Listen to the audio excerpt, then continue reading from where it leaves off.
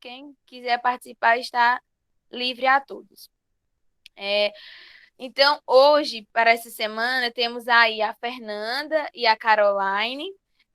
Elas vão discutir um pouco sobre a temática violência contra a mulher, das barbáries do Holocausto ao cenário atual de violência doméstica. Elas duas estudam na Universidade Regional do Cariri, cursam o sétimo semestre de Direito. Fernanda é graduanda em Direito pela Universidade Regional. Ela fez estágio na Defensoria Pública do Estado do Ceará e ela pesquisa na área de direitos humanos. Caroline Rocha, graduanda em Direito pela Universidade Regional do Cariri, servidora pública no município de Mauriti, Ceará, ex-coordenadora do Núcleo de Combate à Violência contra a Mulher e pesquisadora na área de direitos humanos também. Esse é um debate no qual propicia a participação dos alunos e permite que o aluno tenha lugar de fala e possa expressar os seus conhecimentos e suas pesquisas. Desde já, eu agradeço aos participantes e também aos palestrantes de hoje, que é composto por Carol Rocha e Fernanda Souza. Eu já passo a palavra agora para a Fernanda. Boa tarde, gente. De Boa início, eu quero tarde. parabenizar ao pessoal do curso de Geografia, especialmente a Alessandra e os demais, por essa iniciativa tão interessante para fomentar o debate de temas importantes, né? Temas pertinentes. E aí nos foi proposto a questão da violência contra a mulher. Quero agradecer também a oportunidade por estar aqui conversando com vocês a respeito disso. Essa apresentação também é fruto de um trabalho acadêmico meu com Caroline. E a gente optou por falar a respeito do elo das semelhanças que existem entre a violência contra a mulher no contexto do Holocausto e no contexto brasileiro atual, infelizmente. Tudo que eu repassar aqui para vocês tem como fonte o Museu Memorial do Holocausto, que é um museu americano que funciona também de forma digital, através de artigos, fotografias e depoimentos. É muito interessante quem se interessar por essa área. Como também vou me basear no próprio livro escrito por Adolf Hitler, Mein Kampf, Minha Luta, em português. Antes de eu falar da situação da mulher na questão do Holocausto, é importante a gente contextualizar o que estava acontecendo nesse período. O meu áudio tá bom? A imagem também? Tá sim, Nanda. Pronto. Excelente. Então, o Holocausto foi um genocídio que aconteceu em um contexto da Alemanha nazista. Como se deu esse processo? Após a Primeira Guerra Mundial,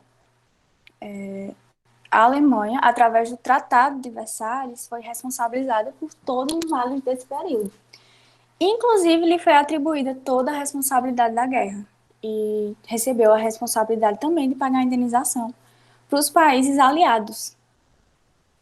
E esse Tratado de Versalhes nunca foi totalmente aceito pela população alemã, justamente pelo fato de ter sido muito exacerbado. Sempre foi visto como saque. O Tratado de Versalhes, para a Alemanha pós-guerra, era um verdadeiro saque. Isso causou uma estabilidade social e econômica imensa, porque além das indenizações que a Alemanha teve que pagar, ela também perdeu territórios, e isso causava muita revolta social. No meio dessa instabilidade surge o discurso de Hitler, um discurso que infelizmente foi prontamente aceito naquela sociedade devastada e instável. O discurso dele era baseado em pilares como superioridade racial, a raça alemã é superior a todas as outras raças que existem, e a miscigenação leva à decadência, além do que a raça ariana é responsável pela civilização mundial. Diversas outras ideias extremamente absurdas e ufanistas, né, basicamente. Hitler chegou ao poder em 1933 de forma democrática como chanceler. O presidente da época era Hildenberg, desculpa a pronúncia provavelmente errada. E depois que esse presidente morreu, Hitler assumiu como chefe de governo de Estado do período. Hitler governou com apoio total do parlamento, hashtag, e naquele período absolutamente todos os setores sociais eram dominados pelo nazismo. Política, a mídia, a propaganda muito forte, o direito sofreu diversas anomalias. Existia uma Constituição consagradíssima, que é a Constituição de Weimar, que é um parâmetro em direitos sociais. Ela estava vigente, pelo menos em tese, mas diversas leis absurdas foram aprovadas nesse período, como, por exemplo, a proibição do casamento entre judeus e alemãos. Eles também não poderiam frequentar a universidade, os judeus perderam a nacionalidade, os que nasceram depois da Primeira Guerra perderam a nacionalidade. Também foram excluídos do serviço público e nem sequer poderiam ter relações sexuais com alemãos.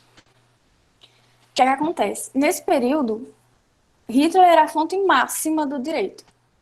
Todos os juízes se pautavam naquilo que Hitler dizia e aquele que não obedecesse seria severamente punido, assim como todas as pessoas que residiam na Alemanha nazista.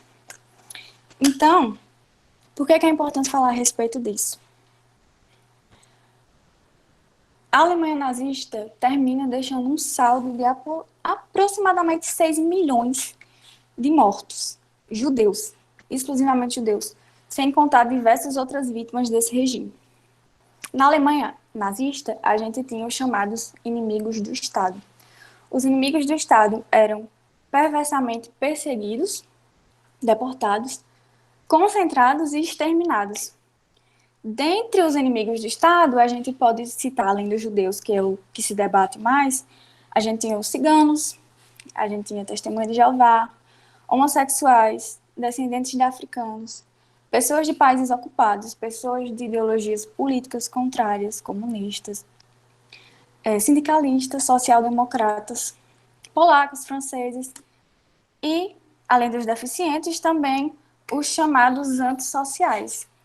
As pessoas antissociais eram aquelas que afrontavam diretamente os princípios base da Alemanha nazista.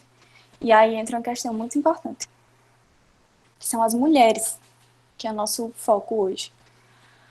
A mulher alemã tinha o exclusivo papel de procriar a raça superior. E aquela que não estivesse interessada em fazer esse papel era tida como antissocial. Feministas eram antissociais e todas as outras mulheres que não se intitulavam como feministas, mas que também não queriam ter filhos.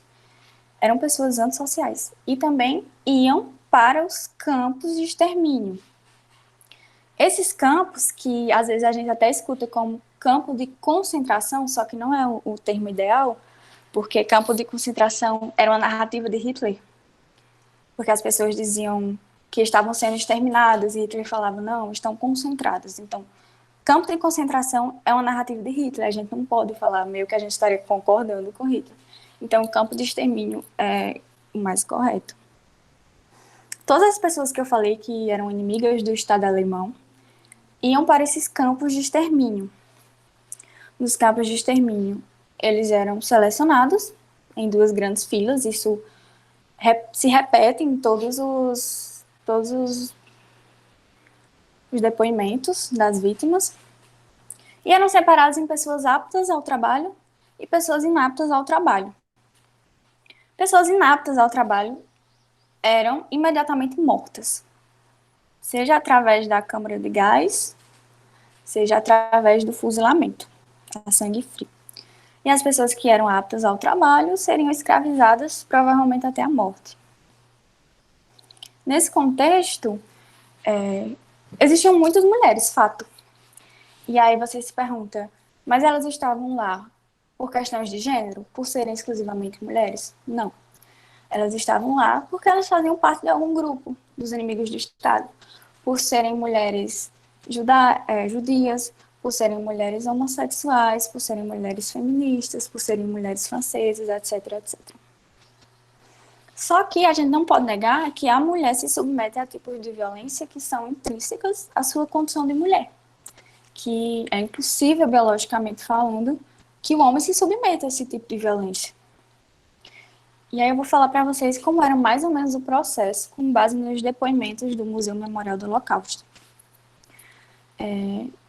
Essas mulheres chegavam nos campos de extermínio e havia a seleção que eu falei para vocês entre aptas e inaptas, e as mulheres que estivessem grávidas ou com crianças de colo eram imediatamente mortas. Exclusivamente por isso. Naturalmente, o homem não sofria esse tipo de violência. Não dizendo que o homem sofreu menos nesse tipo de coisa, mas existem violências que são específicas da mulher, como forçar a gravidez, forçar o aborto, são intrínsecas da mulher. Quando a gente fala do Holocausto, quando a gente lê sobre o Holocausto, a gente assiste filmes sobre o Holocausto, a maioria dessas narrativas se passam em campos como Auschwitz, como Treblinka, mas o que a gente esquece, o que não é muito debatido, que às vezes é uma surpresa para muitas pessoas, é que existe um campo imenso, exclusivamente feminino, que não é muito mencionado, que é o campo de Ravensbrück. Segundo o Museu Memorial do Holocausto, estima-se que 100 mil mulheres passaram por lá. E existe uma estimativa de entre 30 mil e 50 mil foram exterminadas nesse período, seja na câmara de gás, no fuzilamento, por exaustão, e diversas outras formas que os nazistas encontravam para matar essas pessoas. Quando as mulheres chegavam nos campos de extermínio, depois dessa seleção, as que eram consideradas aptas para o trabalho passavam por um processo desumanizador muito forte. Elas tinham todos os pelos do corpo raspado, inclusive o cabelo, que principalmente para os judeus, para as judias, né, simboliza muita coisa. Então, a violência psicológica já começa nesse contexto. Você é mulher e aí, de repente, raspam o seu cabelo. A humilhação começa a partir daí. Eles falavam que era para prevenir surtos de piolho, mas eles também utilizavam esse cabelo na indústria. Além disso, muitas dessas prisioneiras que chegavam meninas nesses campos de extermínio eram violadas para ver se tinham algum bem escondido nas vaginas. Então, a gente percebe que as mulheres tinham suas especificidades. As mulheres têm características biológicas que as fizeram sofrer coisas que homens não poderiam sofrer. E por que que a gente não debate tanto isso? Por que que a gente não conhece tanto Ravensbrück? Por que não se fala em Ravensbrück? Sendo que lá ocorreu um genocídio que a gente pode comparar com Auschwitz, que é o campo de concentração de todos os filmes, de todos os livros. É importante ressaltar também que nos outros campos tinham anexos femininos, em Auschwitz também, Dachau, mas Ravensbrück era exclusivamente feminino. A violência sexual também, naturalmente, infelizmente, não tem como a gente fugir disso. Mesmo a gente vivendo em um estado democrático, como a gente vive aqui no Brasil, a violência sexual é muito forte. E aí você imagina como isso é intensificado no período de guerra, no Holocausto, no campo de extermínio. E muitas mulheres eram submetidas à prostituição para receberem, em troca disso, alimento, de repente um remédio, uma vestimenta, o básico para garantir a dignidade. E, além da violência física, né? Elas eram submetidas a trabalhos físicos muito, como é que eu posso dizer? Era um trabalho muito árduo para as mulheres, e muitas morriam por inanição, porque não comiam e trabalhavam muito, trabalhavam o dia inteiro. Existe também a questão dos experimentos médicos que aconteceram nos campos de extermínio. O conhecidíssimo Joseph Mengele, Antes da Morte, é uma das principais referências nesse sentido. Ele foi um médico nazista responsável por diversos experimentos extremamente desumanos que eram realizados com esses prisioneiros. Importa salientar que Joseph Mengele morreu totalmente impune. Ele fugiu aqui para a América Latina. Inclusive, o corpo dele foi encontrado aqui no Brasil. Nunca pagou porque ele fez. Dentre esses experimentos médicos, a gente pode destacar fazer autópsia, matar a pessoa para fazer autópsia e analisar como funciona o corpo humano. Acontecia bastante com as grávidas, elas eram mortas para ver como é que funcionava essa questão fisiológica. Além de diversos experimentos com gêmeos, ele é conhecido por isso também, por aplicar, sei lá, veneno nos gêmeos e ver como eles reagem, se eles vão necessariamente reagir da mesma forma. E diversos outros experimentos extremamente perversos.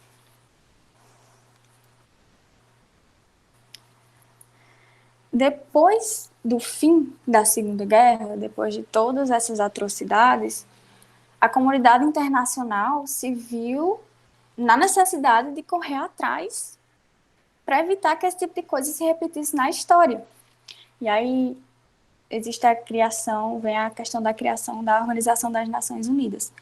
E com uma grande quantidade de decretos, de declarações de direitos humanos depois disso, depois da Segunda Guerra, notavelmente depois do Holocausto. Depois da Segunda Grande Guerra, a gente teve o chamado Tribunal de Nuremberg, ou Tribunal Militar Internacional. O Tribunal de Nuremberg tinha a função, basicamente, de punir os grandes criminosos de guerra nazistas. E aí diversas condutas foram punidas nesse contexto, como crimes contra a humanidade, genocídio, crimes contra a paz. Só que eles esqueceram dos crimes sexuais, que eram uma realidade muito forte naquele período. E mesmo assim, não foi mencionado, não se debateu a respeito disso. Por quê? Entra aquele debate de novo, né? Por que a mulher não consegue tanta visibilidade como o homem?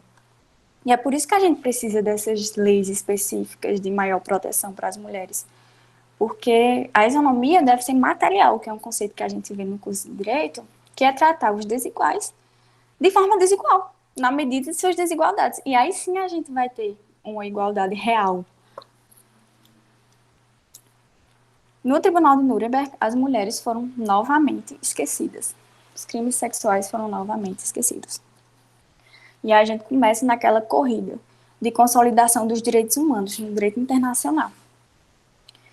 E uma curiosidade interessante para falar a respeito da busca da mulher por visibilidade no direito internacional, a gente tem que, na mesma época da Declaração dos Direitos do Homem e do Cidadão, pós-Revolução Francesa, uma moça chamada Olympe de Gouges elaborou a Declaração dos Direitos da Mulher e da Cidadã. Olympe de Gouges foi guilhotinada, exclusivamente por ter elaborado essa declaração, que definitivamente não tinha nada a ver com os propósitos da Revolução Francesa, que traz a igualdade, mas a igualdade seletiva, não a igualdade para a mulher. Partindo a partir da Declaração dos Direitos da Mulher e da Cidadã, a gente tem, depois do processo de evolução dos direitos humanos, depois da Segunda Guerra, depois das diversas mortes do Holocausto, a gente tem a Declaração Universal dos Direitos Humanos, da ONU, de 1948. Essa declaração é uma declaração geral. Não é específica da mulher, mas é inegavelmente um grande avanço do direito internacional para proteger esses direitos tão básicos que foram cerceados durante a Segunda Guerra. Não exclusivamente pela Alemanha nazista, porque a gente sabe que numa guerra todos os lados atuam de uma forma perversa.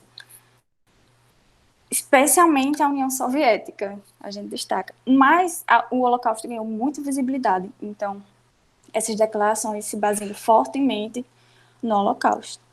Depois da consolidação na busca dos direitos humanos, a gente tem a famosa Era dos Direitos, e depois a gente tem, fruto de uma grande luta, de um processo de luta feminista, a Década da Mulher.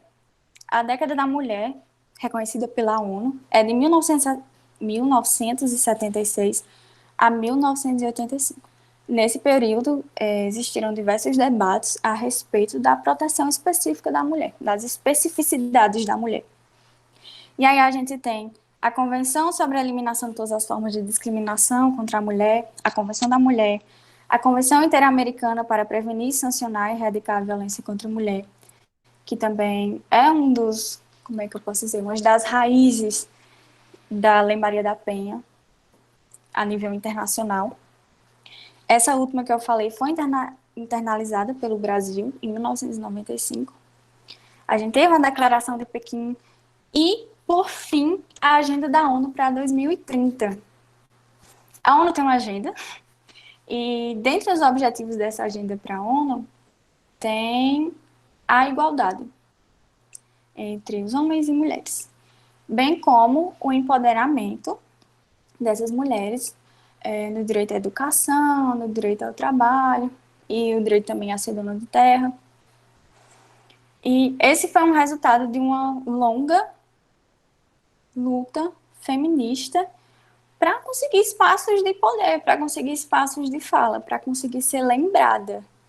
Desde a época de Olympe de Gouges, que foi guilhotinada, até a agenda da ONU para 2030. O que é que acontece? Durante, voltando aqui à questão do Holocausto, uma curiosidade interessante é que em Ravensbrück, que foi um genocídio, ele funcionou por 6 anos, aproximadamente, os dados nunca são muito certos, porque os nazistas não se preocupavam em detalhar isso de forma fiel, mas estima-se que 5.000 mulheres morriam em Ravensbrück através do nazismo, através do Holocausto, que é um genocídio. Aqui no Brasil, ano passado, em 2019, quase 1.500 mulheres foram mortas por feminicídio. E aí você pensa, é um número muito considerável, levando em conta que o Holocausto foi durante uma guerra, um estado de exceção, e nós vivemos em um estado democrático de direito, pelo menos em tese. Analisando essas questões que eu falei para vocês, a gente percebe que, por mais que existam óbvias diferenças entre o nazismo, o Holocausto e o contexto social brasileiro, mas algumas coisas se mantêm, infelizmente, como a violência sexual, a violência física, psicológica, que são violências tratadas na Lei Maria da Penha também, que é o que a gente vai analisar. Eu termino dizendo para vocês que da totalidade de judeus, os judeus eram os principais alvos do nazismo, incluindo mulheres e homens, crianças, idosos. Da totalidade de judeus, 2/3 foram mortos pelo nazismo. 2/3 dos judeus existentes na Europa foram mortos exclusivamente pelo nazismo. E agora a gente vai analisar também a questão, eu trouxe para vocês os direitos humanos, e aí Carol vai trazer para vocês os direitos fundamentais, que nada mais é do que os direitos humanos em nível interno, para a gente falar também sobre as leis nacionais, como a Lei Maria da Penha, Lei do Feminicídio e etc. Carol?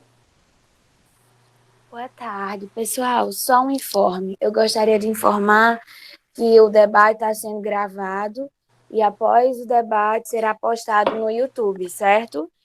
Agora a gente abre um bloco, certo, de perguntas. Se alguém tiver algo a perguntar, acrescentar na fala de Fernanda, está aberto. E após a gente passa a palavra para a Carol, ok? Ok.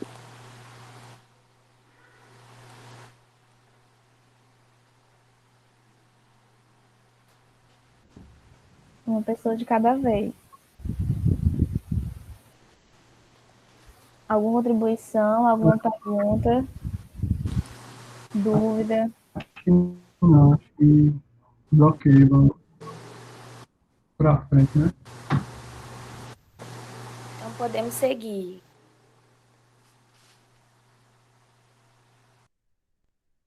Carol, nos escuta.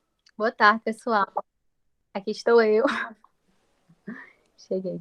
Boa tarde, pessoal. Quero desde já agradecer o convite na pessoa de Alessandra pela oportunidade da gente poder, né, compartilhar um pouco do que a gente pesquisa, do que a gente estuda na universidade com vocês. E também eu quero também parabenizar pela iniciativa, né, porque nós estamos vivendo um tempo difícil que nós não podemos nos unir, né, pessoalmente para discutir, pessoalmente, enfim, para nos ouvir cara a cara, só que o fato de nós estarmos aqui numa reunião via Google Meet, tentando entender e analisar questões como vocês propõem toda sexta-feira, sobre uma temática diferente, é muito importante e isso acrescenta demais, não só para a nossa vida acadêmica enquanto pesquisadores, mas também para nós enquanto pessoas. Então, agora a gente vai fazer uma análise sobre a violência doméstica no contexto brasileiro e depois vamos passar também a analisar os documentos e também eu quero trazer alguns conceitos na tentativa de levar vocês a desconstruir algumas questões que são impostas e direcionadas à violência. Inicialmente, a gente precisa entender em que se deu, né? Como se deu a construção da violência doméstica no Brasil. E, a priori, é preciso a gente entender que a violência, que a mulher, na verdade, quando ela chegou aqui no Brasil, né, com a vinda dos portugueses, ou melhor, com a chegada dos portugueses aqui no Brasil, elas trouxeram todo esse aparato europeu, todo o ideal de mulher europeia. E isso foi sendo passado de geração em geração, né? As mães organizavam suas filhas, tratavam suas filhas para que elas pudessem casar, arrumar as casas e cuidar dos seus filhos. Então, era a famosa bela, recatada e do lar. E aí você se pergunta, ok, Caroline, então como foi que se deu a violência nesse contexto? A violência ela começou a se dar nesse contexto a partir do momento em que essas mulheres elas começaram a questionar sobre a questão de suas posições frente àquele relacionamento, frente àquele casamento. Elas começaram a questionar sobre as suas posições ali. Então, a partir do momento em que elas começaram a confrontar os seus companheiros, e eles se sentiram no direito, né, de agredi-las, de violentá-las por estarem numa relação de poder. Então, foi nisso que se deu toda a construção de violência doméstica que a gente tem hoje. E é importante também a gente fazer uma análise de que muito se debate sobre tentativas de categorizar, né, a violência doméstica, né, os fatores que atrelam-se a ela. Porque tem pessoas que atribuem questões religiosas, questões biológicas, só que todas essas questões levam a um único caminho, que é essa herança patriarcal que nós temos ainda hoje. Então, a violência doméstica, acima de tudo, é essa violência intergeracional, essa violência que vai passando e que nós, até mesmo hoje, nós temos traços, até mesmo em nós.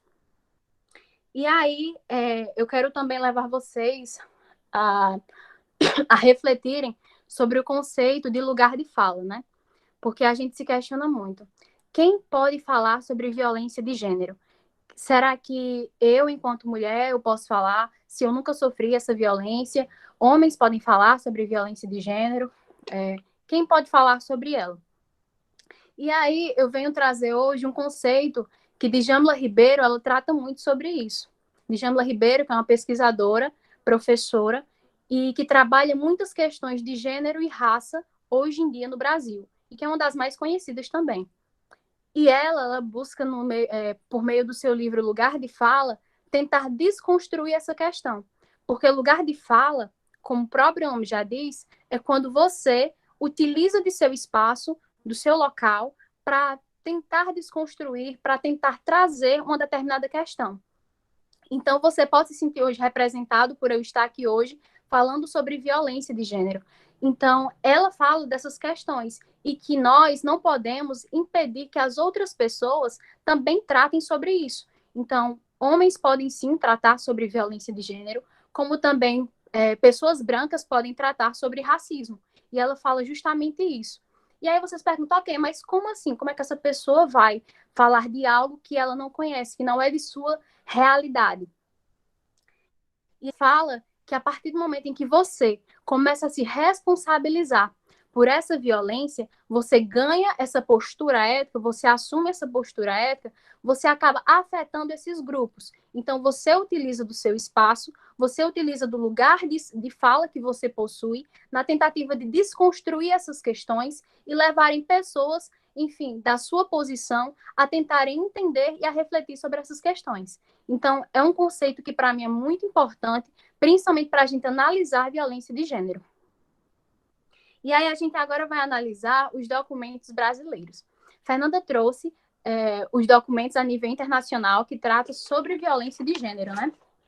E esses documentos foram muito importantes, não só para que nós pudéssemos hoje ter reconhecimento de muitos direitos que até então não eram conhecidos, até então não eram tratados a nível internacional e em condição de direitos humanos, mas também veio fortalecer vertentes plurais. Como assim vertentes plurais? Até então, não havia pesquisadores que tratavam sobre questões de gênero. Então, hoje, nós já temos como Chimamanda Adichie, na Nigéria, que vai tratar sobre questões de gênero, de sexualidade, no seu contexto nigeriano. Então, isso também é fruto das lutas constantes que foram até a chegada desses documentos. Também temos Malala, que inclusive se formou um dia desse, e ela vai tratar justamente dessa questão da igualdade entre homens e mulheres e ao acesso à educação. Então, foram conquistas fruto dessa consolidação desses direitos humanos que nós temos hoje. E aí, a nível brasileiro, né? Vamos lá. Aqui o negócio já é mais complicado, mas tudo bem.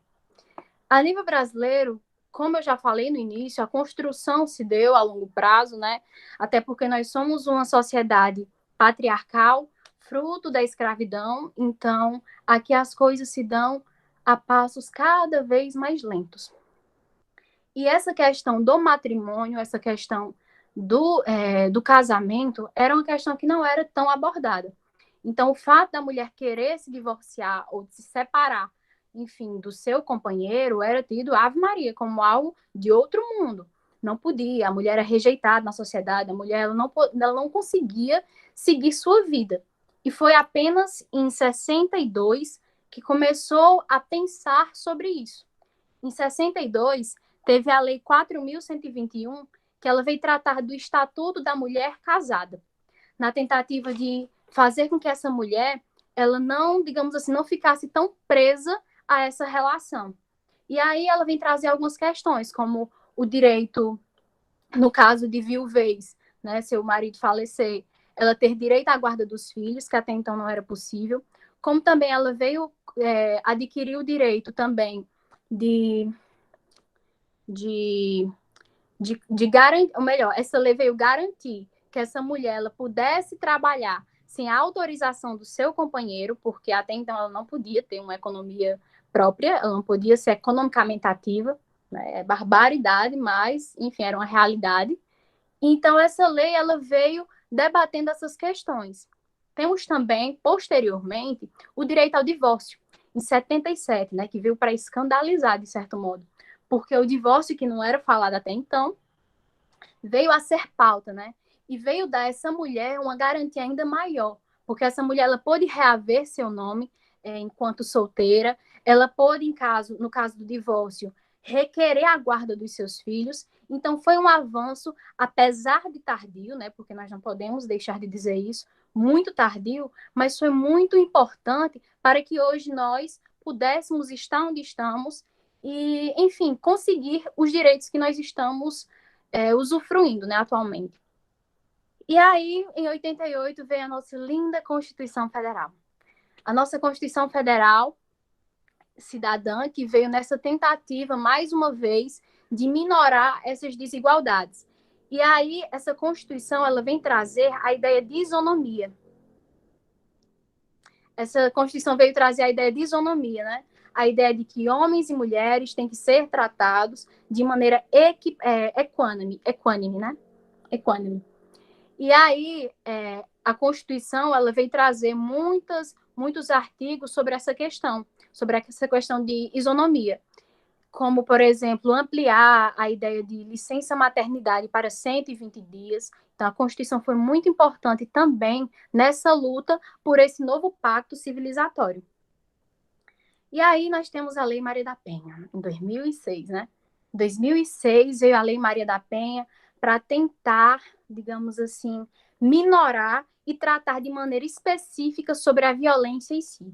Antes de nós adentrarmos na Lei Maria da Penha, eu queria levar vocês a refletirem um pouco sobre a pessoa de Maria da Penha, né? Porque Maria da Penha, ela era farmacêutica, ela era dona de casa, e ela sofreu atentados e tentativas de assassinato de maneira muito abrupta, muito brutal. E ela tinha de tudo para simplesmente ignorar aquela realidade que ela passou e tentar seguir a sua vida, né? Tentar ignorar aquela dor, tentar esquecer o fantasma dessa dor do passado, de seu sofrimento, de violência e seguir sua vida. Mas ela fez tudo ao contrário, né?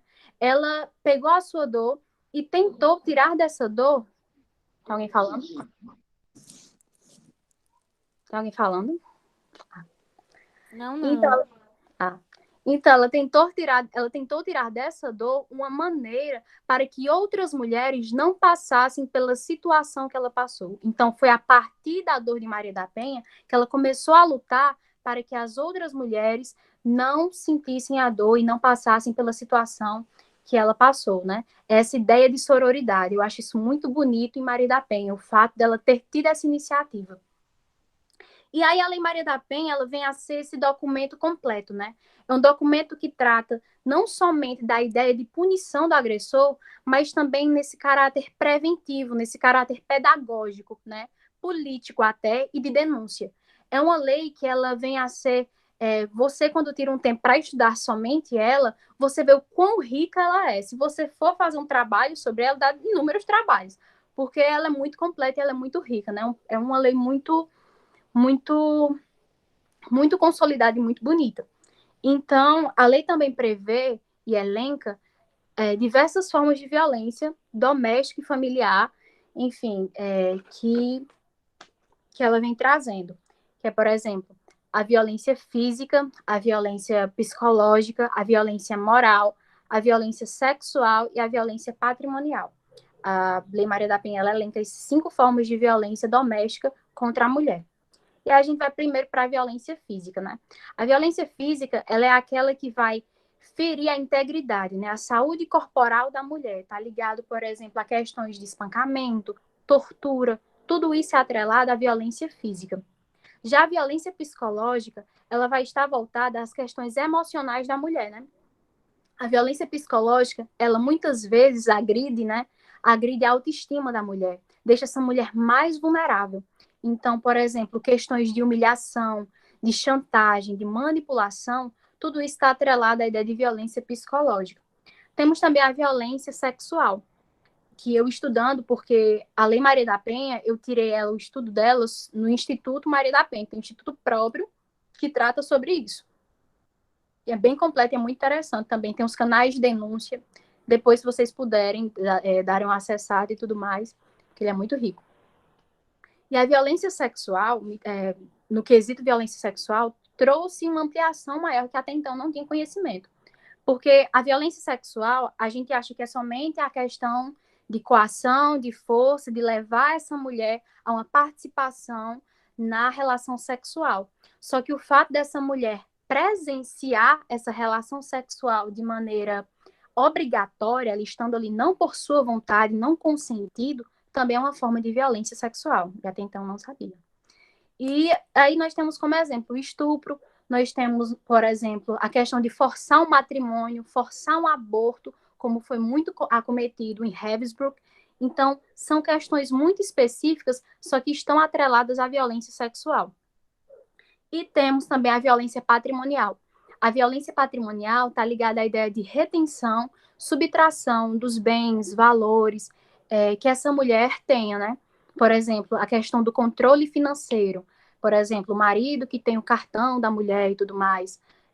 Isso é uma maneira de violência patrimonial, como também o fato do marido não, o ex-marido, o companheiro, o ex-companheiro, não pagar pensão alimentícia pode também ser categorizado de violência patrimonial. Privar os bens dessa mulher também pode ser. E, por fim, temos a violência moral, né? A violência moral que está ligada à ideia de condutas que envolvam calúnia, injúria e difamação. Calúnia que vai estar atrelada à ideia de você imputar alguém, dizer alguém, falar sobre, tipo assim, criminar alguém, determinar um crime àquela pessoa, dizer, fulano é ladrão, enfim, categorizar um crime àquela pessoa, está ligado à calúnia, enquanto que na difamação está ligado à ideia de você suceder uma informação ou uma crítica mentirosa em relação àquela pessoa. E a injúria está ligado à dignidade da pessoa, você ferir a dignidade dessa pessoa. Então, essas 5 formas de violência, elas são muito importantes, como vocês podem ver, elas são bem detalhadas, e isso tudo é trazido na Lei Maria da Penha. Então, a Lei Maria da Penha, ela foi, como é que eu posso dizer? Ela foi o norte para que as próximas leis, elas pudessem ser instituídas na nossa sociedade. Por exemplo, da Lei Maria da Penha, surgiu a Lei do Feminicídio, a Lei de Importunação Sexual, como também os 16 dias de ativismo, que é esse movimento que nós temos entre novembro a dezembro, salvo engano, acho que é do dia 10. Do dia 10 de novembro, deixa eu ver aqui, do dia 25 de novembro a 10 de dezembro, que é um evento que a gente sempre faz também na universidade.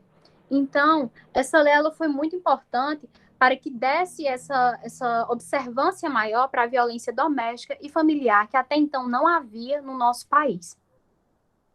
E aí a gente vem agora para o nosso contexto de isolamento social, a violência no nosso contexto de isolamento social. Está sendo um tempo muito difícil, como todo mundo sabe, né? A gente não pode ver amigos, a gente não pode ver pessoas próximas, porque nós precisamos estar em casa para a nossa proteção e para a proteção de nossa família, né? E aí é um período em que a gente fica muito tempo em casa, e se para nós está sendo um período muito difícil, imagine para essas mulheres que estão em casa todos os dias com os seus companheiros, né? Nessa coexistência forçada, sem poder fazer nada, sofrendo agressões. Então, esse contexto de isolamento social gerou um impacto e uma necessidade de discutir, principalmente agora. A OMS veio até categorizar esse contexto de violência doméstica agora na pandemia como uma forma de nova pandemia, né? Porque foi algo generalizado. E aí é preciso a gente entender isso, porque a gente acha que a violência doméstica ela só se deu em números aqui na região do Cariri, aqui no Brasil, no Ceará, mas não. Quando iniciou a pandemia na Itália, houve um grande número, um grande índice de violência contra a mulher lá. Na China foi da mesma forma, na Espanha da mesma forma, e nos Estados Unidos também. Então, aqui no Brasil não está sendo diferente. E os números estão cada vez maiores, né? Então, é um número alarmante e a gente começa a se questionar, ok, Caroline, ok, o número está crescendo cada vez mais, só que quais são os fatores que têm levado a esse aumento de violência doméstica nesse contexto de pandemia, né? E aí, antes da gente falar desses fatores, eu quero trazer alguns dados para vocês da Defensoria Pública. Depois, Fernanda também vai colocar aí no chat o número da Defensoria, para quem quiser e tudo mais, porque a gente vai falar dos canais de denúncia no finalzinho. Para vocês terem uma ideia, porque a Defensoria Pública do Ceará, ela disponibilizou esses dados, tá? Até em seu site. Que 90% das denúncias que estão sendo feitas à Defensoria Pública, virtualmente, via telefone, são de dentro de casa e são relatadas violência doméstica. E 10% dos registros de denúncia são de violência doméstica, ou seja, aumentaram 10% a mais do número até então, antes da pandemia.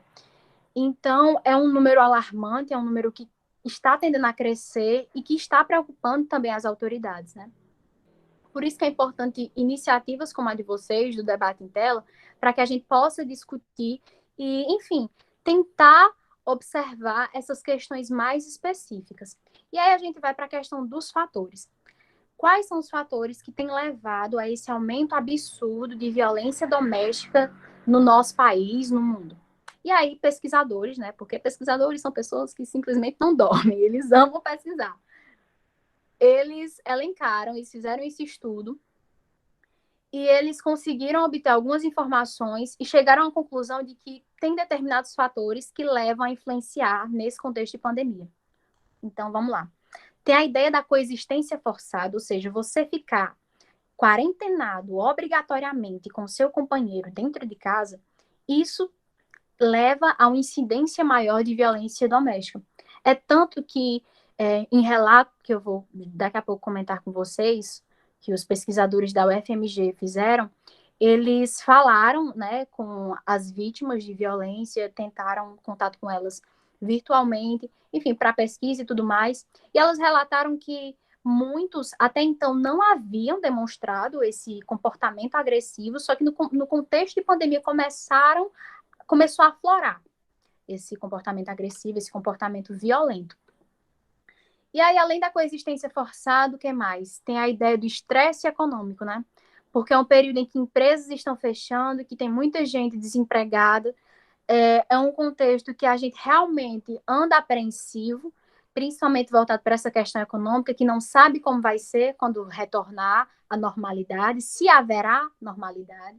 Então, isso também tem preocupado e também tem sido um dos aspectos que tem levado a potencializar essa violência. Além disso, nós temos também a ideia do temor do coronavírus, né? O temor pelo novo coronavírus também tem sido um dos fatores que tem potencializado essa violência. E aí, né, esse pessoal, esses pesquisadores da UFMG, da Universidade Federal de Minas Gerais, eles entraram em contato, eles organizaram um formulário e pediram, né, para que as pessoas divulgassem e tal, para que as mulheres preenchessem, porque eles não estavam satisfeitos somente com esses fatores, eles achavam que realmente tinham outros fatores que poderiam ocasionar ao aumento desse número de violências contra a mulher. E eles chegaram a determinadas conclusões. Por exemplo, as mulheres relataram nesses formulários que, que muitos dos seus companheiros impediam elas de ter acesso à internet ou então a celular, confiscava o celular para que elas não tivessem acesso com amigos, com familiares, via rede social. Então, isso também, essa privação do direito, né, à internet, ao acesso, também tem sido um dos fatores. Tem também a questão do controle financeiro, porque os homens também estão em casa. E aí eles têm esse temor dessa relação de poder, sabe? De perder esse controle na relação de poder. Por quê? Porque muitas mulheres estão virando-se do jeito que pode, né? A gente tira no nosso contexto, né? Porque, convenhamos, mulheres são pessoas incríveis. E elas estão confeccionando máscaras, estão dando seu jeito para tentar contornar toda essa situação de crise econômica. E muitos homens estão se sentindo meio que feridos, sabe? Muitos relataram isso, se sentindo feridos, se sentindo um pouco, enfim, inferiores em relação a elas, porque elas estão ocupando o espaço que é de origem e é natural que seja deles. E aí, isso também tem sido uma questão de debate e tem servido de gatilho para o comportamento agressivo. Então, além disso, tem também a ideia do home office e das atividades de casa, porque muitos homens acham que só eles trabalham, né? Só que tem também mulheres que trabalham nesse período de pandemia. E aí, conciliar as atividades do lar, né, as atividades domésticas e o home office entre as duas pessoas, né, para que haja essa igualdade de trabalho, também tem sido questionado e, enfim, questão no lar, porque muitos homens não querem simplesmente fazerem por estar em casa. Então, também tem sido um dos fatores para potencializar essa violência. Então, são questões que você, quando começa a observar, você vê que são questões pontuais, específicas, que parece ser mínima, só que pode, sim, servir de gatilho para a violência. A OMS, ela categorizou uma nova forma de violência nesse contexto de pandemia, que seria uma forma de violência, mais ou menos uma violência de cuidado. Como seria essa violência de cuidado? Essa violência de cuidado é quando o companheiro ou o namorado, enfim, ele não quer, ele não permite que a sua companheira, a pessoa que vive com você, não faça uso da máscara ao sair de casa, não higienize as mãos, impeça ela de, impeça ela de ter contato com companheiros, com amigos, com familiares e tudo mais. E essa privação, né, e essa exposição ao risco da doença, a OMS categorizou como uma nova forma de violência nesse contexto de pandemia. Porque, sim, tem muitas pessoas ainda, muitos homens que impedem seus companheiros de utilizarem máscara, de higienizar as mãos, expondo elas a esse risco. E aí a gente começa a se questionar. Ok, o que é que nós podemos fazer nesse contexto? O que é que nós podemos fazer? Porque nós estamos em casa, nós estamos quarentenados, obrigatoriamente, o número só tendendo a crescer, não só de violência, como também de coronavírus, né? E a gente começa a se questionar, ok, o que é que eu posso fazer para tentar mudar esse quadro, esse cenário? E nós temos o Ministério Público, a Defensoria Pública, as delegacias especializadas, elas estão com novas plataformas online na tentativa de ampliar esse acesso para que as mulheres possam ter, digamos assim, esse acesso para fazer as denúncias. Tem também o Disque 100, o Disque 180, para ser canal e ajudar, né, ajudar nessa rede de denúncia. E nós, enquanto estudantes, enquanto pesquisadores, enquanto cidadãos, o que é que nós podemos fazer para tentar ajudar essas mulheres nesse contexto? Então, eu tenho observado que a gente está utilizando muito a internet nesse período, né? Instagram, WhatsApp, TikTok, Twitter, tudo isso a gente tem utilizado muito. Então, a gente pode observar o comportamento dessas mulheres nessas redes sociais. Porque muitas vezes, por exemplo, alguém começa a postar uma coisa muito triste, ou então é um amigo seu, uma amiga sua que você não vê há muito tempo, não conversa há muito tempo, começa a puxar assunto com ela, começa a ver, porque às vezes é o gatilho que ela precisa para que ela tenha essa ajuda, né? Às vezes a gente só precisa dessa ajuda para, de fato, criar coragem para realizar a denúncia. E aí é preciso que nós tenhamos, né, esse suporte. Ok, nós temos a Lei Maria da Penha, que é uma lei maravilhosa. Nós temos diversos documentos, diversos canais de denúncia. E o que é que está faltando ainda para que seja aprimorado, para que, de fato, comece a haver mais denúncias e toda essa campanha? Políticas públicas, né? Políticas públicas, acho que é uma das questões que precisa ser mais discutido nesse período. O fato de nós estarmos aqui, cada um em sua casa, discutindo essa questão, já é uma forma da gente tentar minorar esse quadro atual. Já é uma forma da gente pensar em medidas para tentar modificar esse cenário. Então, é muito importante a gente também ter essa observância, que não é só competência do Estado, mas também é uma competência pessoal nossa. E aí, antes de finalizar, eu queria trazer um conceito para vocês entenderem. Deixa eu só acender a luz aqui, porque tá escuro. Peraí.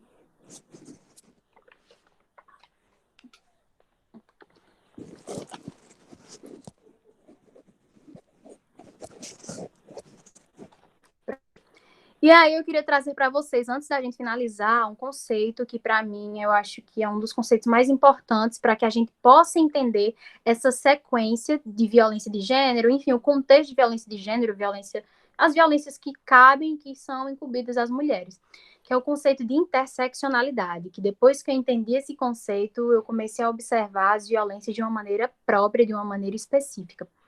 E aí, o que é esse conceito de interseccionalidade? Quem traz esse conceito de interseccionalidade é a pesquisadora e professora Kimberly Crenshaw. Ela é afrodescendente, norte-americana, e ela trata dessa questão porque ela queria que as pessoas entendessem as formas de opressão em cada contexto. E no que consiste o conceito de interseccionalidade? O conceito de interseccionalidade, ele traz a mulher como vítima dos diversos contextos de violência e que eles estão interrelacionados. Como assim interrelacionados? A violência, ela se manifesta, né, a violência opressiva, de maneiras diferentes, em relação à raça, em relação a sexo, em relação à cor, em relação a gênero. Então, por exemplo, a violência doméstica, ela é diferente em relação à mulher branca, que é diferente da mulher negra, que é diferente da mulher indígena, que é diferente da mulher trans. Então, são situações distintas e que a gente, às vezes, trata como igual. Então, é preciso a gente observar essas especificidades. E Kimberly faz essa observância, né? Eu não quero, desde já eu não quero dizer que a violência da mulher branca ela é menos do que a... Não, não é isso que eu quero dizer. Eu quero dizer que a gente precisa observar os pontos específicos de cada violência. Porque a violência em relação à mulher branca, por exemplo, é uma violência de gênero. A violência em relação à mulher negra é uma violência de raça, é uma violência de gênero. Então, são duas formas de discriminação a mais que existem dentro desse contexto. A violência em relação à mulher indígena, a violência de etnia, violência de gênero. Da mesma forma com a mulher trans. Então, é preciso a gente entender essas especificidades para que a gente não trate a violência doméstica, a violência de gênero contra a mulher de uma única forma, de uma forma uniforme até. É preciso a gente observar isso. E aí eu quero também relatar um pouco da minha experiência com o NUCON, né? O NUCOM foi o Núcleo de Combate à Violência contra a Mulher, que eu participei no ano de 2017 até 2018. Não, 2017 até 2019, até o início de 2019. Foram 2 anos no NUCOM. E o NUCOM foi muito importante para mim. É o Núcleo de Combate à Violência contra a Mulher, um grupo de extensão da URCA, e que foi idealizado por estudantes, foi por mim e por meus colegas. A gente estava numa pizzaria conversando, e aí surgiu, né, esse debate, ok, vamos debater determinadas questões e tudo mais. E a gente viu na universidade essa deficiência, porque na universidade já existe o Observatório de Violência contra a Mulher, só que trata da ideia de coleta de dados, né? O curso da enfermagem organiza esse grupo de pesquisa e está atrelada à questão da ideia da coleta de dados. E a gente não via nenhum grupo de extensão que pudesse tratar sobre essa ideia de violência, que pudesse ir até essas mulheres, que pudesse, de fato, escutá-las, esclarecê-las, trazer de uma maneira mais entendível acerca dos seus direitos. Então, a gente idealizou o projeto, né, nessa tentativa, a gente atrelou educação e direito e levou à frente. E foi aprovado. E aí a gente atuou. Nós realizamos ações em escolas de nível médio, no Crato, e também nós realizamos ações dentro da universidade. Nós debatemos diversas coisas em seminários que a gente realizou. Nas escolas foi muito importante, porque nós pudemos ver, escutar relatos, né? Ver o interesse das meninas, dos meninos, de tentar entender. Por isso é interessante essa ideia de lugar de fala, de tentar entender essas questões para não reproduzir, ou então até mesmo para identificar no seu contexto. Então, a ideia de idealização do NUCOM foi muito rica para mim nesse sentido. Nós também participamos dos 16 dias de ativismo que o Observatório organiza todo ano. Acontece em todo o Brasil, né? Só que o Observatório organiza dentro da URCA, no Crato. E nós pudemos também dialogar com pessoas de todo o país sobre diversas questões de gênero, de igualdade, de direitos, né? E reconhecer essas questões mais específicas, como a interseccionalidade. Então, eu queria terminar com vocês hoje trazendo uma frase de Djamila Ribeiro, que para mim é uma das pesquisadoras mais importantes do nosso país no quesito de violência, de gênero, de raça e de interseccionalidade. E ela sintetiza tudo que eu busco enquanto pesquisadora, né? Enquanto pesquisadora, o que eu busco é não categorizar, mas tentar entender essas narrativas. Que é o seguinte, a frase dela: a gente luta por uma sociedade em que as mulheres possam ser consideradas pessoas.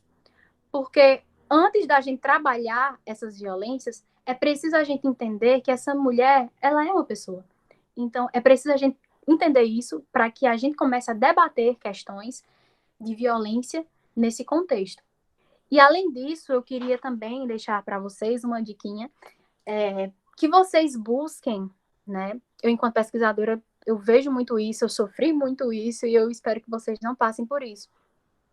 Vocês, enquanto estudantes, enquanto acadêmicos, enquanto, enfim, vestibulandos, vocês busquem entender conceitos, entender livros, entender essas narrativas por meio de suas próprias formulações. Porque é muito fácil você escutar que alguém leu determinado livro, alguma determinada teoria e já formou seu pensamento e tudo mais, e você apenas escuta, acha interessante e reproduz. É muito fácil. O importante para que nós possamos debater questões como essa, é que nós busquemos ler a obra, sabe?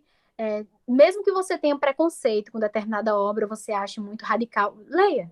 Porque a partir da sua leitura, a partir de sua análise, você vai chegar à sua conclusão. Você vai poder questionar, você vai poder debater e discutir questões como essa. Então, eu quero agradecer a vocês e vamos agora para o debate, né? Gratidão, Carol, Fernanda, foram falas belíssimas, muito pertinentes. Aprendi muito. Nesse momento, a gente abre agora para perguntas, questionamentos. Fiquem à vontade, tá? Podem ligar o microfone e falar diretamente aqui com as nossas palestrantes.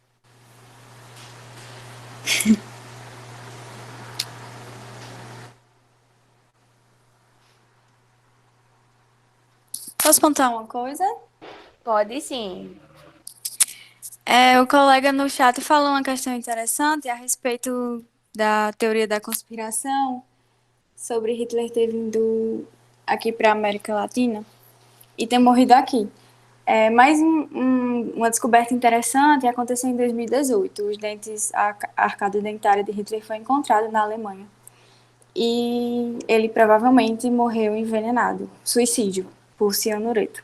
Só uma curiosidadezinha, já que o colega comentou.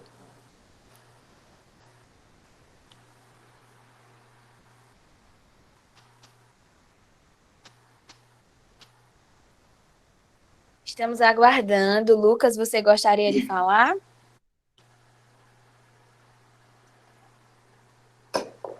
Obrigada. Então, eu gostaria de fazer uma pergunta. Tendo em vista que a gente escutou aí a fala de vocês e sabem que tem a Lei Maria da Penha e sabe da lei, porém a gente sabe que essa lei ela só existe no papel, que ela não vigora tão bem como deveria, né? E aí eu queria saber mais assim, como funciona a delegacia da mulher? Se ela funciona 24 horas, se a delegada é uma mulher, se uma mulher chegar lá após ter sofrido uma violência, ela será escutada por uma mulher ou será um homem que vai ouvi-la? Porque isso faz toda a diferença, né? Quando eu falo para uma mulher o que eu estou sentindo, a mulher vai ter a sensibilidade de compreensão daquela dor. Talvez o homem não tenha esta sensibilidade. Essa é a primeira pergunta, né? A segunda é só um exemplo que eu gostaria de citar. Eu moro em Mauriti, né? Como vocês já sabem, eu sou a coordenadora, juntamente com os meninos aí, do Debate em Tela. E recentemente aconteceu um fato muito triste na nossa cidade. Próximo a mim tem uma vizinha que ela foi morava um cara na casa dela com a mãe dela e ele matou ela, né?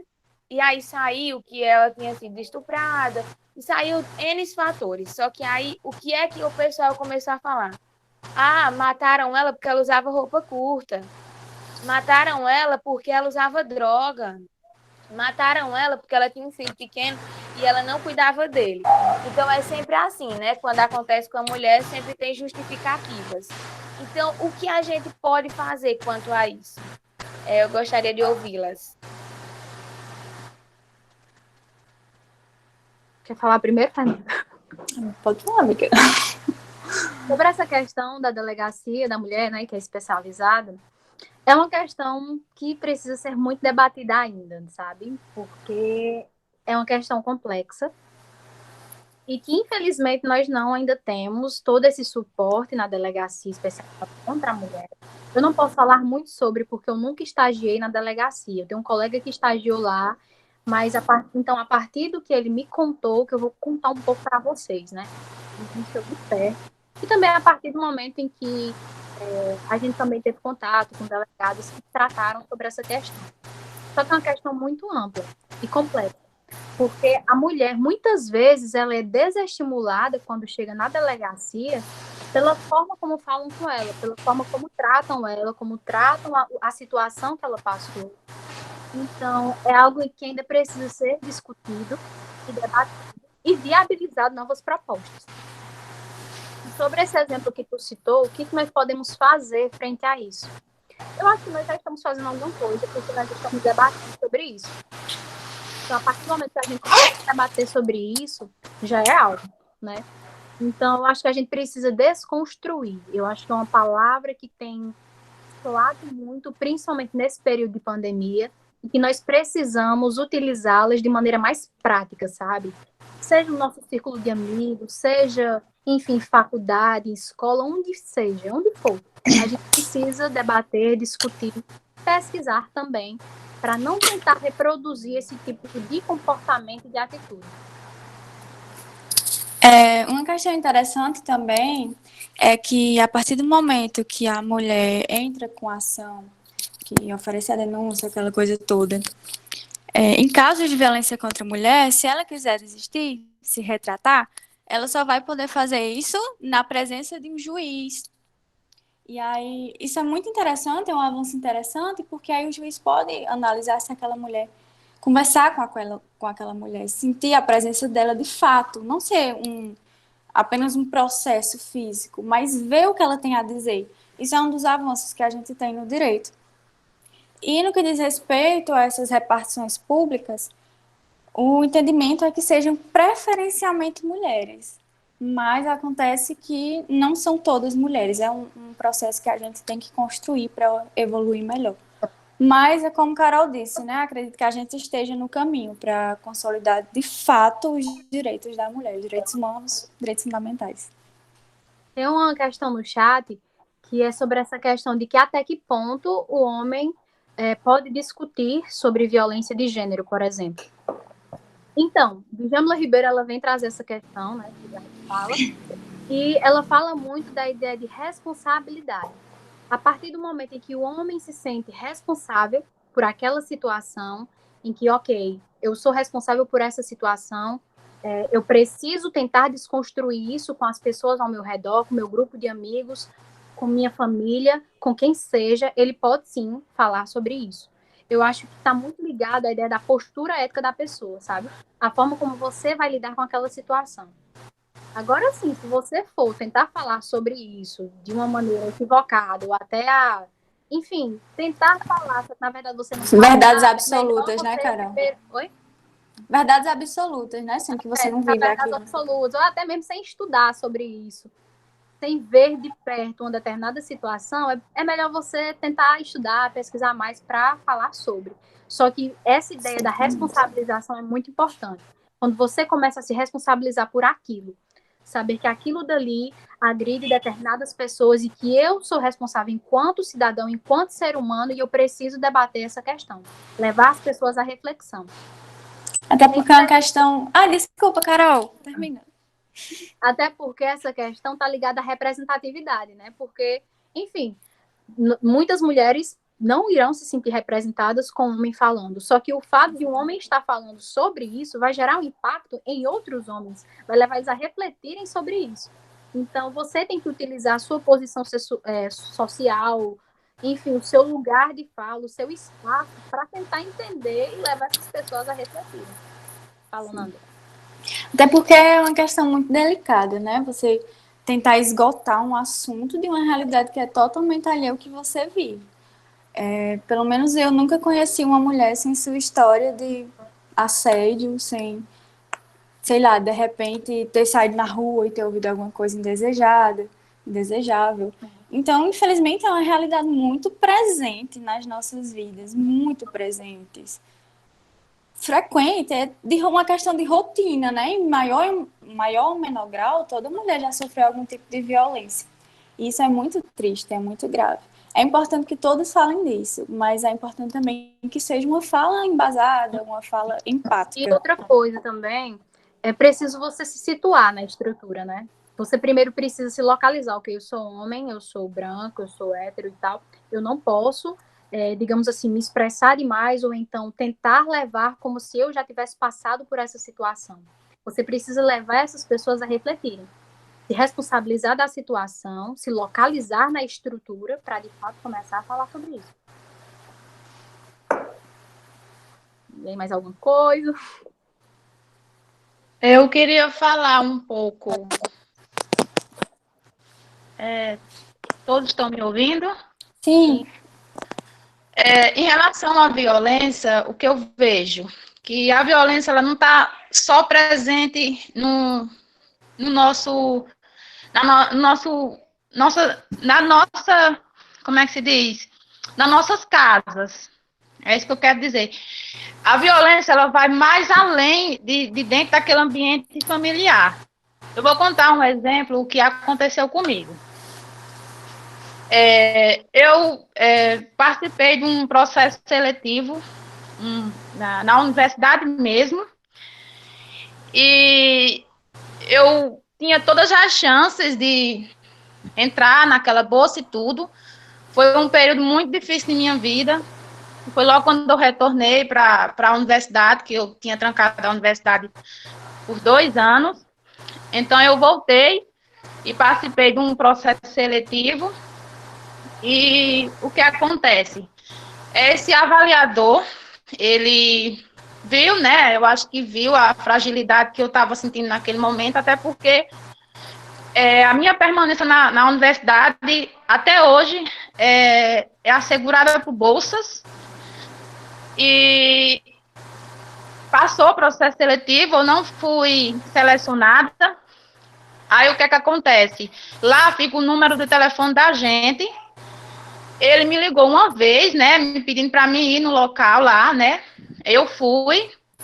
Quando chegou lá, ele tentou como é que se diz? Me abordou de uma forma totalmente diferente. Eu achei que ele tinha me chamado lá para mim ficar, né, na bolsa, alguém tinha desistido, alguma coisa desse tipo. E o que acontece? Ele tentou me agredir, né, assim, moralmente.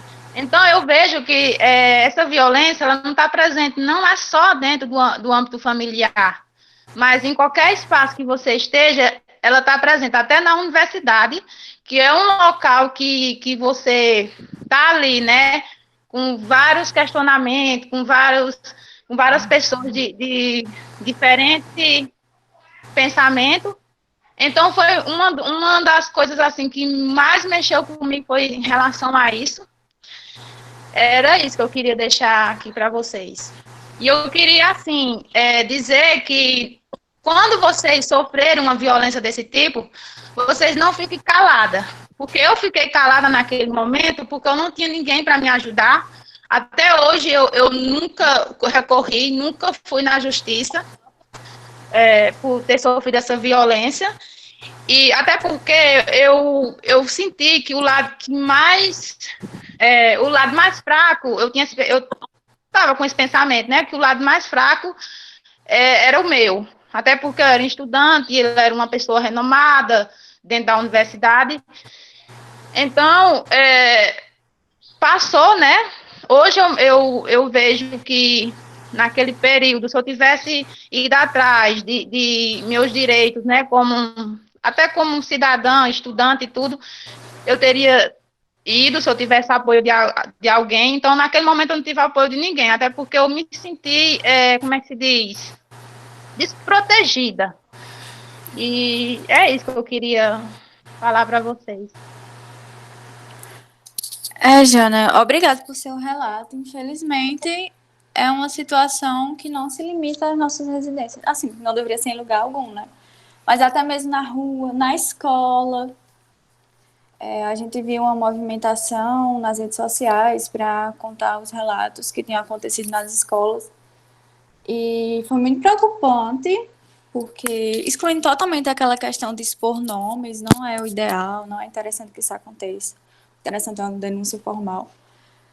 Só que, de repente, todas as mulheres se juntaram para contar os seus relatos. E aí eu parei para pensar que se a gente mantivesse essa união quando acontecesse alguma coisa, talvez essa realidade fosse mudando aos poucos, né?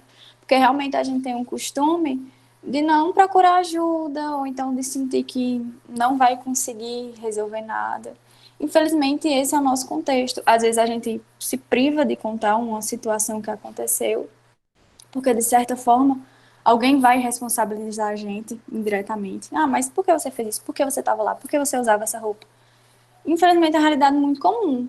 Mas é como eu digo, que a gente pode fazer, além de lutar pelos nossos direitos, né, de buscar uma melhora no direito brasileiro, é se unir. E aí, talvez assim, a gente consiga melhorar essa realidade tão perversa que a gente vive. E assim, é uma questão complicada porque na hora a gente fica sem reação, essa é a verdade. Por mais que você seja uma pessoa esclarecida, estudiosa, enfim, até mesmo da área do direito, mesmo na hora você vai ficar sem reação. Então, o fato de você se omitir, não ter coragem naquele momento, é justificável. Então, por isso é importante a gente ter essa rede de apoio, para que nesse processo gradual, nesse processo, a gente consiga, aos poucos, começar a levantar essas questões e a debater e a realizar a denúncia. Foi muito importante o expor tanto o Cariri como o Fortal, né, que gerou toda essa cadeia, porque foram meninas que viram a oportunidade de expressar as situações que passaram na infância. Então, a gente tem a ilusão de que na escola, na faculdade, é um lugar em que tem pessoas que pesquisam, que estudam, e que são esclarecidas, e, enfim, que são pessoas do bem. Então, a gente acaba por se iludir muitas vezes e a gente acaba sendo acometido também dessa violência. Então, é preciso que a gente permaneça, né, nessa união e buscando juntos tentar minorar essa situação.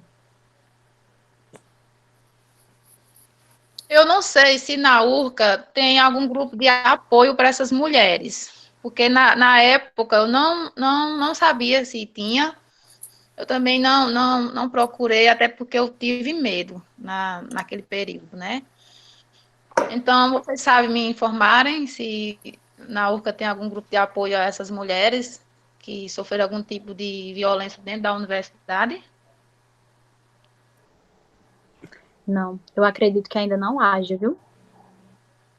Tem um observatório que pesquisa, que coleta dados, tem um NUCOM que vai além da universidade. Eu acho que você poderia tentar entrar em contato com o NUCOM. Atualmente eu não estou no NUCOM, porque eu tive que voltar para a minha cidade, e, enfim, leva muito tempo um grupo de extensão.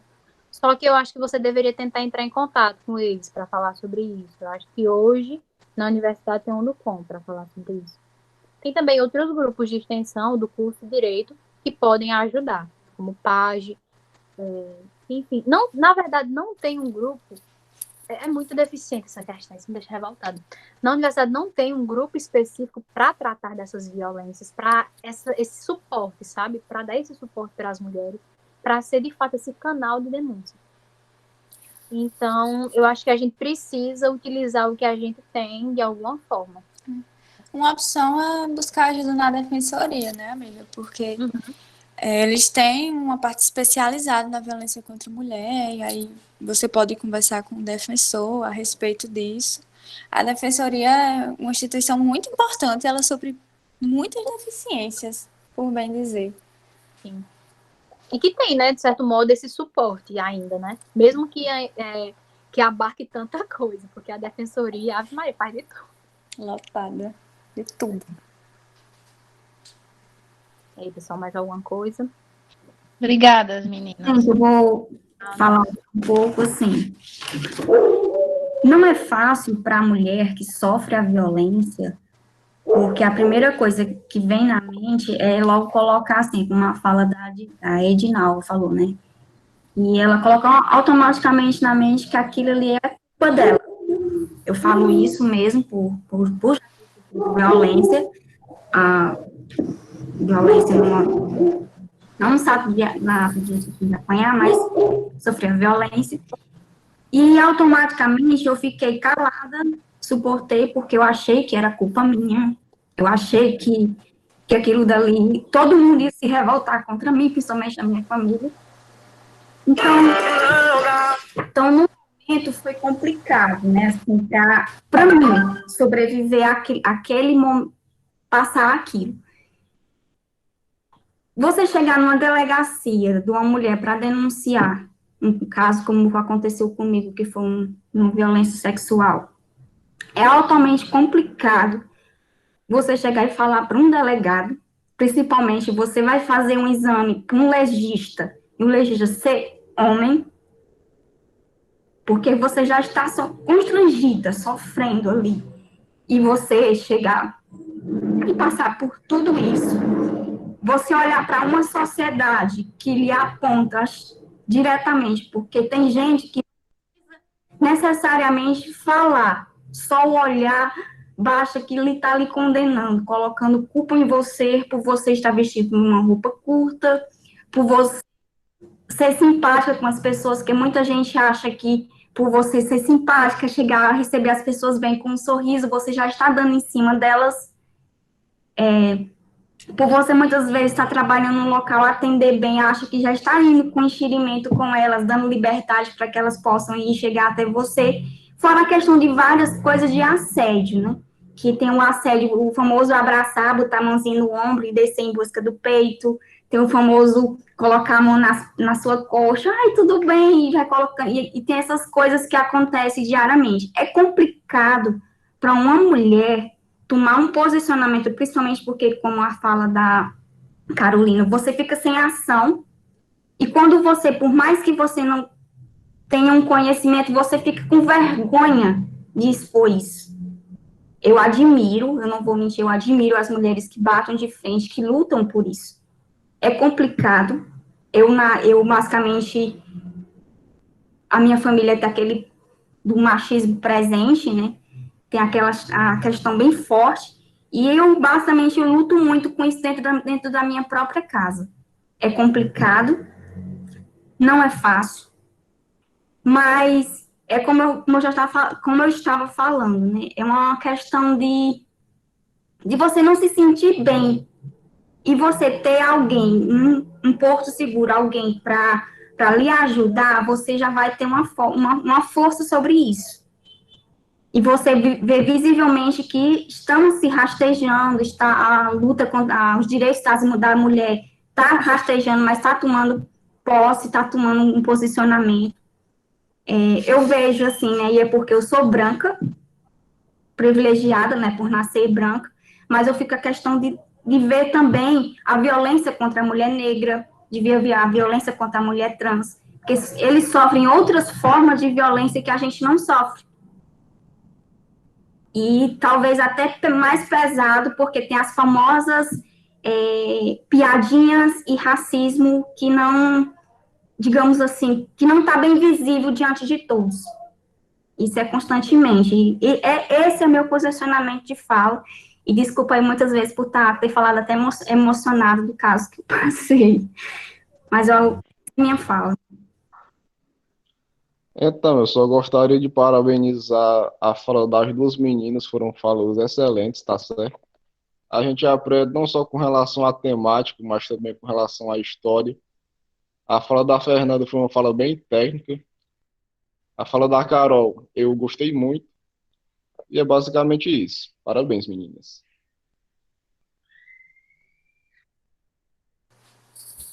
Obrigada, Lucas. Em relação à Ana Nádia, na verdade, a gente se sente honrado porque, pelo menos, a gente percebe nesse seu processo de cura que você já consegue falar a respeito disso, né? É uma questão muito delicada mesmo. E essa questão da vergonha inerente, a própria vítima, está tão inserida naquele contexto que a gente mesmo acaba se culpando de algum jeito. Tipo, mas será que eu não deveria ter feito isso? Eu não deveria ter ido até lá? Não deveria ter sorrido? Não deveria ter sido simpática? É uma questão muito complicada mesmo. Muito obrigada por conseguir falar com a gente a respeito desse assunto tão delicado para você. Se sinta à vontade, todo mundo se sinta à vontade, se quiser procurar ajuda com a gente, para a gente tentar ver o que é que a gente pode fazer, né? Sim, eu agradeço demais a Ana Nádia, o depoimento dela, né? Porque falar sobre isso, da forma como ela falou, você não tem que pedir desculpa de nada, porque a gente sabe o quão difícil é tratar desse assunto, principalmente quando se passa por isso. Então, o fato de hoje você já conseguir falar sobre isso, já é um processo, sabe, enorme de evolução. Então, sintam-se sempre à vontade a falar sobre essas questões, enfim, sobre o que vocês quiserem, porque aquilo que estiver ao nosso alcance para a gente ajudar, nós somos apenas réis pesquisadoras ainda, mas a gente vai tentar fazer o possível para ajudar vocês. Sim. E Lucas, obrigado também.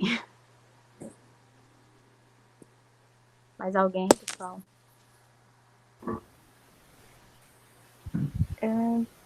Mais Eu queria alguém só gostaria de falar um falar? pouco sobre. Então, pessoal, Vai falar, Diogo? fica à vontade, Laura. Bom, eu só queria ressaltar mesmo e dar forças, né? Dizer que nós estamos juntas, né? Eu acho que o papel principal, primordial hoje é a luta e a união das mulheres, né? A sororidade traz isso.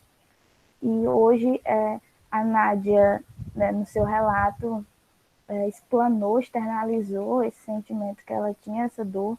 Então, eu acho que todos nós, sendo mulheres ou homens, a gente deve ouvir e desconstruir ideias a partir disso, porque eu acho que hoje o mais importante é a gente passar por esse processo de desconstrução, que é desconstruir ideias, desconstruir falas, é a gente tentar mudar o que é internalizado na gente desde cedo. Porque nós vivemos num sistema patriarcal, né? Em que o machismo ele está na cultura, no nosso dia a dia. Por isso que a gente vê muito nas delegacias, a gente vê no próprio lar ou nas escolas, nas universidades, esses atos contra as mulheres, seja em assédio, seja violência psicológica, seja violência física, porque isso vai muito além de uma lei. Nós temos leis, nós temos políticas públicas, temos poucas, mas nós ainda temos uma educação muito precária, nós temos uma cultura ainda muito machista. Então, quando a gente pensa em mudar algo, a gente tem que, primeiramente, ir para dentro das escolas e trabalhar na educação, né? Porque não tem como a gente falar dessa questão de violência doméstica se a gente atrelar isso a uma luta feminista, que é justamente isso, a gente buscar a igualdade, a equidade de poderes, de falas entre homens e mulheres, né? Para que as crianças, para que as pessoas, os adultos saibam que tanto a mulher ela tem direitos e tem deveres como cidadã, como os homens também têm. E não haver essa diminuição e essa inferioridade. Porque o homem, quando ele vai assediar a mulher, é porque ele acha que está no local de poder, de dominação, que a mulher, né, ela tem que ser submissa e tudo bem, o que eu estou fazendo é certo. Porque isso vem muito da cultura, muito do machismo. Então, a minha fala hoje é sobre isso.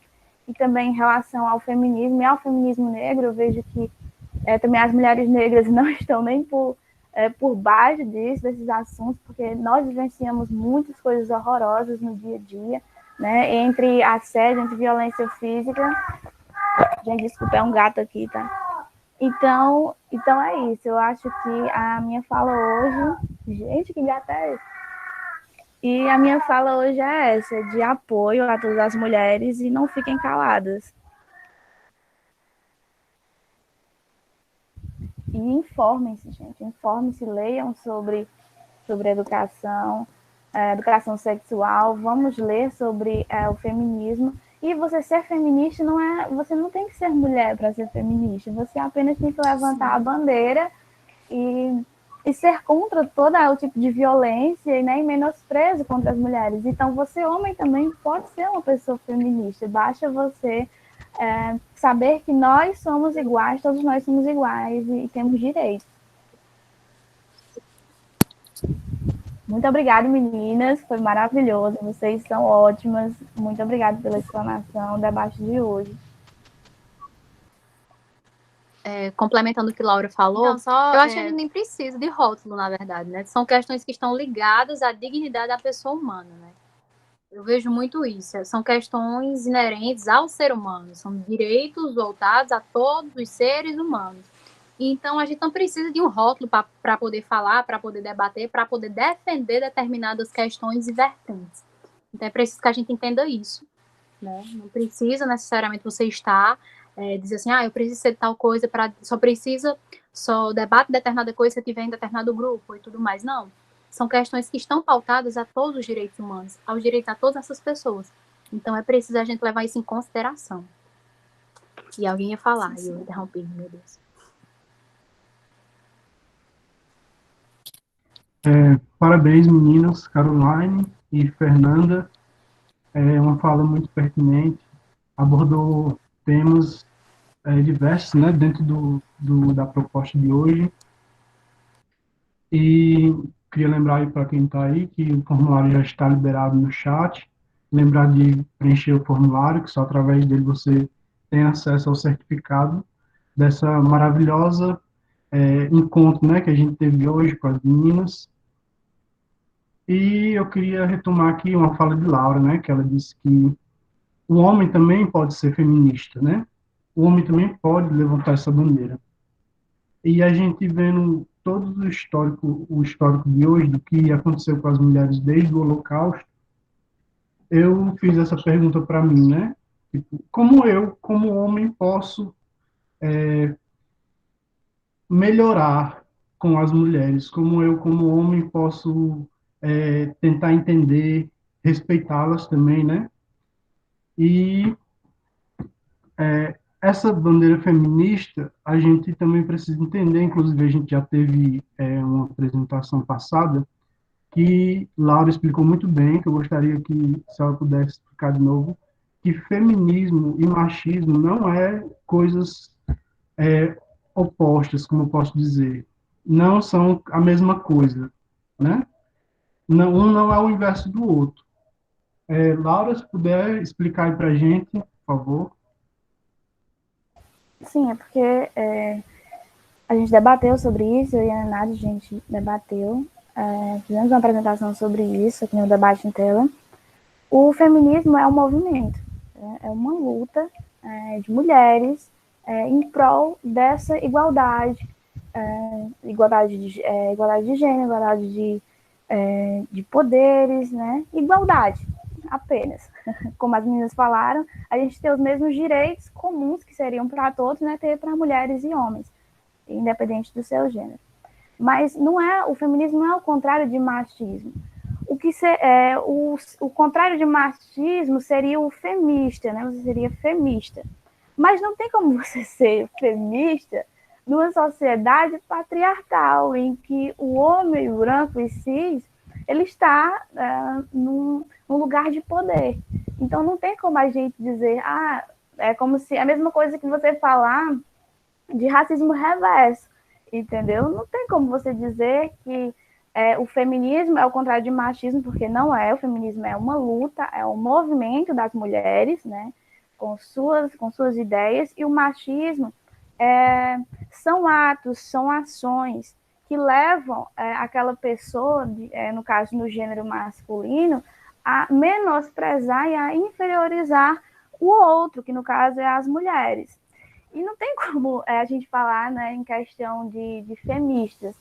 Porque você está sendo uma feminista, você está rebaixando o homem, porque hoje nós vivemos, né? Hoje não, nós vivemos desde sempre numa sociedade machista. Então, que sempre o homem está ali no topo. Então, não tem como a gente falar sobre essa questão. E não, o feminismo não é o contrário de machismo. Pois é, e bem explicado pela nossa amiga Laura, né? E é isso, pessoal. A gente, como homem, podemos ajudar também as meninas, entendendo primeiramente a luta delas, né? Respeitando-as e não sendo machista, né? Procurando entender. E sobre o tema de hoje, né? Que vem busca lá atrás, eu lembro de um desenho que eu assisti, que foi BoJack Horseman, que é da Netflix, e se não me engano, na terceira ou quarta temporada aconteceu uma coisa que me chocou, né? Que se passava nos anos 50 nos Estados Unidos, onde tinha uma festa, e a mulher nessa festa bebeu muito, né? E ficou alegre e tudo. E o marido dela não gostou. Como forma de represália, o marido dela mandou ela para um hospital, onde eles fizeram uma cirurgia que arrancou a parte do cérebro dela que tinha a parte dos sentimentos, né? Ou seja, ele, por um ato ali dela, né, uma coisa, ele foi ao extremo e chegou a praticamente capar a felicidade dela, né? Que foi uma cirurgia de lobotomia frontal. Aquilo, para um desenho, me chocou bastante. E mostrou que, tipo, naquela época era normal isso. E isso é inaceitável. Hoje, é complicado, né? Falar. Mesmo assim, É baseado em fatos reais. o BoJack Horseman não é um desenho da Tá. Netflix. Ele é bem irônico, sabe? Mas ele passa situações que provavelmente aconteceu em alguns momentos da história, né? Relata fatos, algumas coisas. E é chocante, assim, aquilo me marcou muito. E a gente vê que hoje isso não é mais aceito, né? Lógico que não é. Não pode ser aceito uma coisa dessa. E graças também à luta das meninas, né? Das mulheres, que muitas morreram para que hoje tenha um um lugar para lutar, né? Para continuar a lutar. E é isso, parabéns às mulheres, às lutadoras, né? Eu praticamente sou um filho criado mais pela minha mãe, e eu reconheço, né? Toda a luta dela e todas as lutas das mulheres. E é isso. Muito obrigado. Quem quiser ficar, falar um pouquinho, pode ficar à vontade.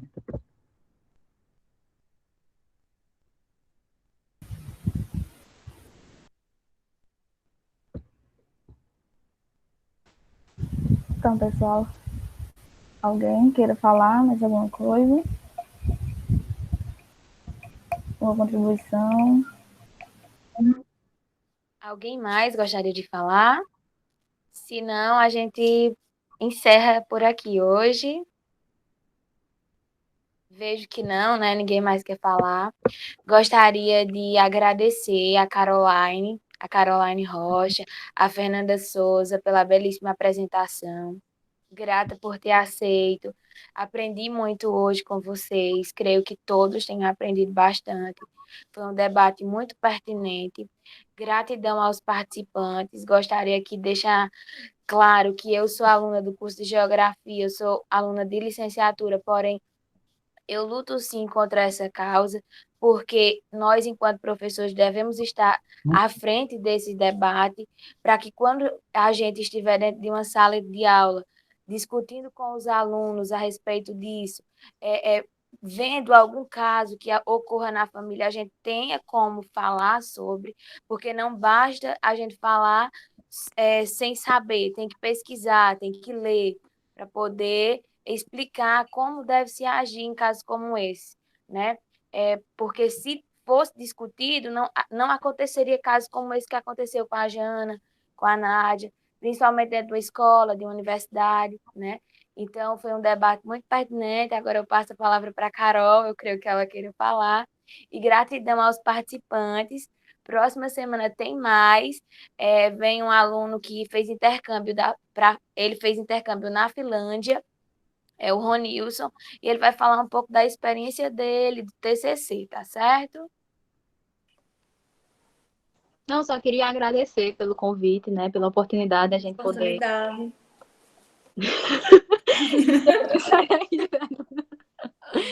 Então, pela oportunidade da gente poder debater um pouco, trazer um pouco da nossa pesquisa, né? Porque eu e Fernanda, a gente está precisando muito nessa área ultimamente, sofrendo horrores nessa área.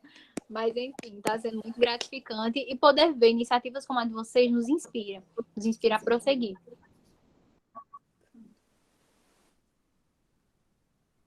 Fernanda, gostaria de falar? Gente, parabenizar de novo.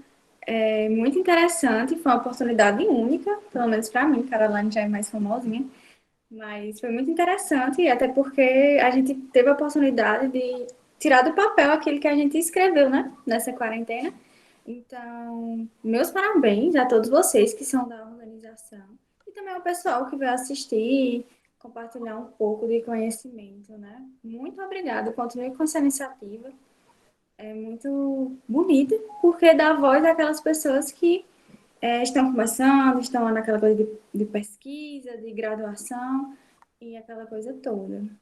Muito obrigada, gente. Em nome do grupo Debate em Tela, eu agradeço. Estamos finalizando mais um debate. Obrigada, meninas, vocês arrasaram na linguagem informal, tá? Eu peço que os organizadores do evento permaneçam na sala. E tchau, tchau. Tenham uma boa noite. Se cuidem, cuidem das suas famílias. Tchau, tchau.